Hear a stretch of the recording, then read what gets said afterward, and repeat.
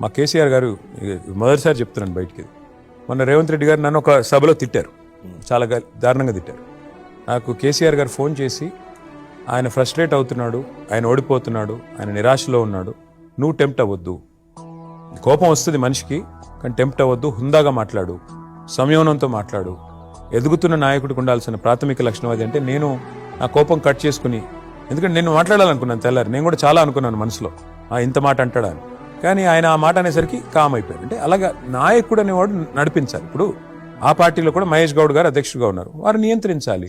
బీజేపీలో కూడా అధ్యక్షుడు రామచంద్రరావు గారు, వారు నియంత్రించాలి. పార్టీని అల్టిమేట్గా పార్టీ నాయకత్వం కనుక సరిగ్గా ఉంటే, సరైన పద్ధతిలో నడిస్తే మిగతా వాళ్ళు కూడా ఉంటారు. మాకు నాయకుడు చెప్పాడు కాబట్టి నేను గమ్మునున్నాను, అట్లాగే మిగతా వాళ్ళు కూడా నియంత్రిస్తే మంచిది. కానీ అప్పుడప్పుడు మేము కూడా మనుషులమే కదా, ఉప్పు కారం తింటాం కదా. అవతల వాళ్ళు బూతులు మాట్లాడితే, అవతల వాళ్ళు ఇప్పుడు నన్ను మాట్లాడితే పడతాను.